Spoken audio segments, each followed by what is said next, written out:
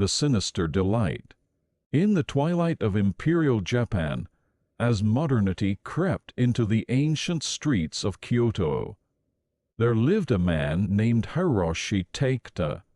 He was a respected scholar of Japanese literature, known for his meticulous research into the ghost stories and folklore of old Japan. His colleagues admired his academic rigor, but few knew of the darkness that lurked within his soul, a fascination with the macabre that went far beyond scholarly interest. Hiroshi's home was a traditional mishaya, a narrow wooden townhouse that had stood for centuries. Its paper screens and dark wooden beams seemed to whisper secrets from ages past. In the evenings, as the sun dipped below the tiled roofs of Kyoto, Hiroshi would sit in his study, surrounded by scrolls and ancient texts, the flickering light of a single candle casting dancing shadows on the walls. It was on one such evening that Hiroshi came across a peculiar manuscript. The paper was yellowed with age, its edges crumbling, and the ink had faded to a rusty brown. As he carefully unrolled the scroll, a chill ran down his spine. The title, barely legible, read, "The Secret Pleasure of the Yokai." Hiroshi's eyes widened as he began to read. The manuscript detailed rituals and incantations said to summon creatures from the spirit world. Not just any spirits, but those that fed on human desires and fears. The text spoke of a forbidden ecstasy, a union between human and yokai that promised unimaginable pleasure at the cost of one's humanity. As he delved deeper into the manuscript, Hiroshi felt a strange excitement building within him. The academic in him knew he should report this find to his colleagues, but a darker part of his psyche urged him to keep it secret. This was knowledge not meant for the world of academia.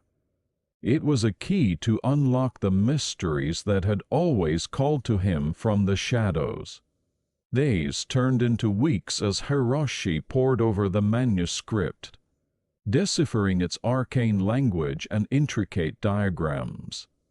He began to neglect his work, his friends, even his own health. Dark circles formed under his eyes, and his skin took on a sickly pallor. But still, he could not stop. The promise of that secret pleasure consumed him. One night, as a full moon hung low over Kyoto, casting an eerie glow through the mist, Hiroshi decided it was time. He had memorized the rituals, gathered the necessary items, incense made from rare herbs, candles of black wax, and a mirror of polished obsidian. In the center of his study, he drew a complex circle of symbols using crushed cinnabar and charcoal. As the clock struck midnight, Hiroshi began the incantation. His voice, normally soft and scholarly, took on a guttural quality as he chanted words in a language long forgotten by the world of men. The candles flickered wildly, and the air grew thick with the cloying scent of the incense. At first, nothing seemed to happen. Hiroshi felt a mix of disappointment and relief. But then, as he was about to extinguish the candles, he saw movement in the obsidian mirror. It wasn't his reflection staring back at him, but something else, a face both beautiful and terrible, with eyes that seemed to burn with an inner fire. Hiroshi gasped, but he couldn't look away. The face in the mirror began to change, shifting and morphing into different visages, sometimes male, sometimes female, sometimes neither and both at once. It was as if all the yokai of legend were parading before him, each more mesmerizing than the last. And then, to his horror and delight, The surface of the mirror began to ripple like water. A hand, pale and delicate, yet tipped with razor-sharp claws, reached out towards him. Hiroshi knew he should run, should break the circle and end the ritual. But the allure was too strong. With trembling fingers, he reached out to touch the hand. Emerging from the mirror, the moment their fingers met, Hiroshi felt a jolt of pleasure so intense it was almost pain. His vision blurred, and he felt himself being pulled forward, into the mirror, into a world beyond the realm of mortals. What Hiroshi experienced in that other world defied description. Colors he had never seen before danced before his eyes. Sounds that should have been impossible filled his ears. And the pleasure, it was beyond anything he had ever imagined. It was as if every nerve in his body was singing with ecstasy. But with the pleasure came horror. He saw nightmarish creatures, bodies twisting in impossible ways, mouths filled with too many teeth. He felt the weight of millennia pressing down on him. The collective memory of all the yokai that had ever existed flooding his mind. Time lost all meaning in this place. Hiroshi could have been there for minutes or centuries. He was dimly aware of his body back in the mortal world, still kneeling before the mirror. But his consciousness drifted through the realm of spirits, tasting pleasures and terrors beyond human comprehension. When Hiroshi finally came back to himself, he was lying on the floor of his study. The candles had long since burned out, and pale morning light was filtering through the paper screens. His body ached as if he had run a great distance, and his mind felt stretched, like a piece of cloth pulled too tight. As he stumbled to his feet, Hiroshi caught sight of himself in the obsidian mirror. He recoiled in shock. The face staring back at him was his own, but changed. His eyes, once a warm brown, now glittered with an unnatural light. His skin was pale, almost translucent, and when he opened his mouth, he saw that his teeth had become sharp points. Hiroshi realized with a mix of horror and exhilaration that he was no longer fully human. The ritual had changed him, infusing his mortal form with the essence of the yokai. He could feel new senses awakening within him, allowing him to perceive the world in ways he never thought possible. In the days that followed, Hiroshi struggled to maintain a semblance of his former life. He tried to return to his research, to interact with his colleagues, but everything felt hollow and unreal compared to what he had experienced. The mundane world seemed dull and lifeless, and he found himself constantly yearning for the secret pleasure he had tasted. At night, Hiroshi would roam the streets of Kyoto, his heightened senses allowing him to see and hear things hidden from mortal perception. He saw yokai slipping between the shadows, heard the whispers of spirits in the rustle of leaves, and sometimes in dark alleys or abandoned temples he would encounter others like himself, humans, who had tasted the forbidden and been forever changed. These encounters were both thrilling and dangerous. Some of the changed ones had retained more of their humanity than others. Some had become little more than beasts, consumed by their newfound powers and hungers. Hiroshi walked a razor's edge, trying to balance his human intellect with the wild, yokai part of himself that threatened to take over. As the weeks passed, Hiroshi began to notice changes in Kyoto itself. The barrier between the mortal world and the spirit realm seemed to be weakening. More and more yokai were slipping through. causing mischief and sometimes real harm. Hiroshi knew, with a sinking feeling, that it was his ritual that had started this. His selfish desire for the secret pleasure had opened a door that was proving difficult to close. Racked with guilt but unable to resist the call of the other world, Hiroshi delved deeper into his studies of yokai lore. He began to hear whispers of a great yokai, a being of immense power that was seeking to cross over into the mortal realm. This entity, it was said, held the key to fully merging the world of humans and spirits. Hiroshi knew he should try to stop this, to find a way to strengthen the barrier between worlds. But the yokai part of him yearned for this merger, for a world where he would no longer have to hide his true nature. The internal conflict tore at him, threatening to drive him mad. As the day of the prophesied merging drew near, Kyoto became a battleground of competing forces. Those humans who had become aware of the yokai threat fought to maintain the separation of worlds, while the changed ones like Hiroshi were drawn into the conflict on various sides. The night of the final battle was one Kyoto would never forget, though most of its mortal inhabitants would remember it only as a night of strange dreams and unexplained phenomena. Yokai of all kinds filled the streets, their forms flickering between visibility and shadow. The air crackled with supernatural energies, and the very fabric of reality seemed to warp and twist.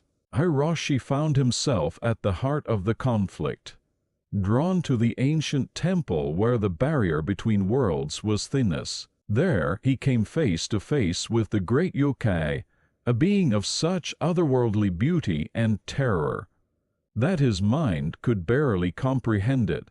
In that moment, Hiroshi had to make a choice. Would he give in to the yokai part of himself, help to bring about the merging of worlds and embrace the secret pleasure fully? Or would he fight to protect the human world, even if it meant giving up the ecstasy he had tasted? The battle raged within him, human and yokai, scholar and creature of spirit. In the end, it was the memory of the beauty he had seen in the human world, the poetry he had studied, the art he had admired, the simple joys of mortal life that tipped the balance. With a cry that was both human and not, Hiroshi threw himself at the great yokai. He drew upon every scrap of knowledge he had gained, every ounce of power he had absorbed from the spirit world. The clash of energies was blinding, reality itself seeming to bend and break around them. When it was over, Hiroshi found himself once again in his study. The manuscript that had started it all was nothing but ashes. The obsidian mirror was shattered, its pieces scattered across the floor. And Hiroshi himself, he could feel that he was changed once again.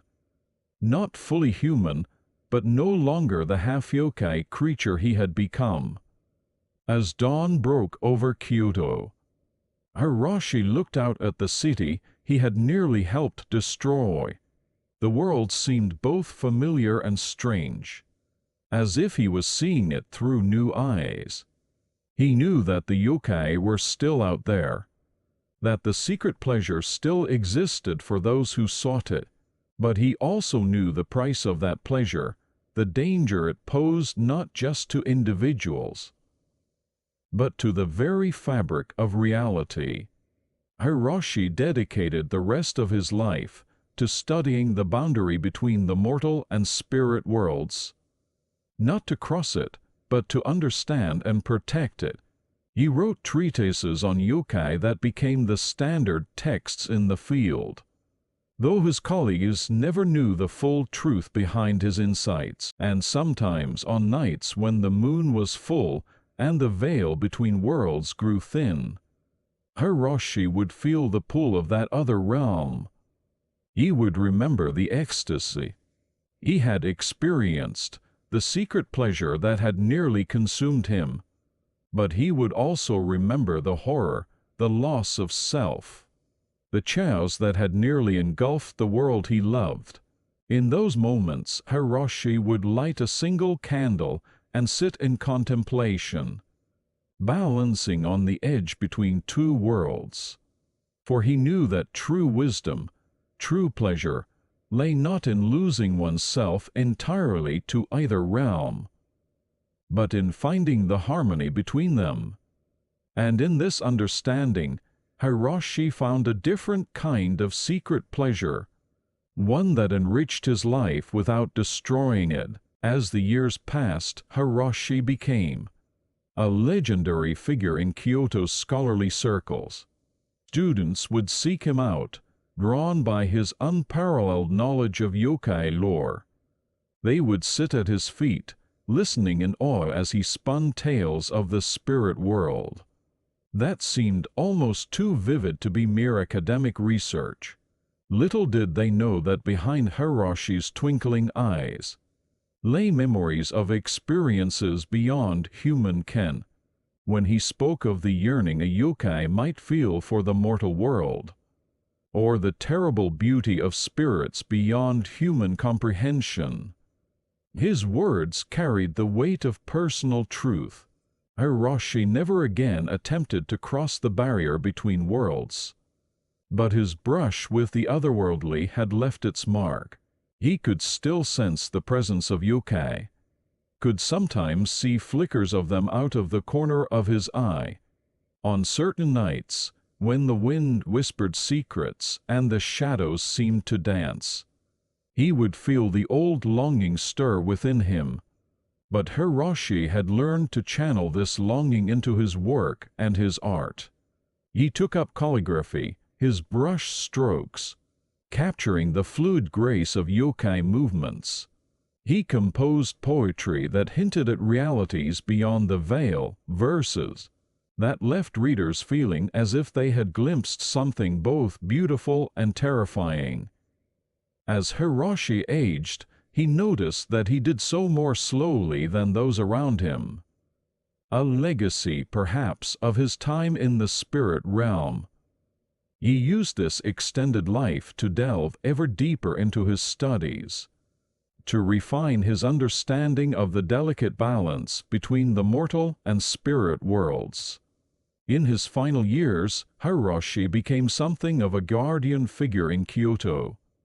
Those who had their own brushes with the supernatural would seek him out for guidance. With patience and wisdom, he would help them navigate the perilous waters between rationality and the inexplicable.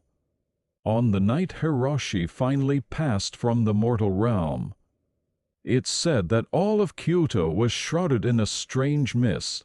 Those sensitive to such things reported seeing shadows flitting through the streets, hearing whispers in languages long forgotten. It was as if the spirit world itself was paying tribute to the man who had walked between worlds. Hiroshi's legacy lived on in his writings, in the students he had mentored, and in the subtle shift in how Kyoto perceived the supernatural. The boundary between worlds remained intact, but there was a new understanding, a respect for the mysteries that lay just beyond human perception. And somewhere, in a realm beyond mortal understanding, perhaps Hiroshi found his final secret pleasure, a perfect balance between the human and the yokai, the rational and the mysterious, the known and the unknowable. His journey served as a testament to the power of knowledge, the danger of unchecked desire, and the profound beauty that can be found in walking the line between two worlds. The tale of Hiroshi Takeda and his encounter with the secret pleasure of the yokai became a story whispered in the shadowy corners of Kyoto. It served as both a warning and a tantalizing hint at the mysteries that still lurked in the world, waiting for those brave or foolish enough to seek them out. And on nights when the moon is full and the air thick with possibility, some say they can still hear the echoes of Hiroshi's otherworldly experiences, a siren call to the secret pleasures that lie just beyond the veil of reality.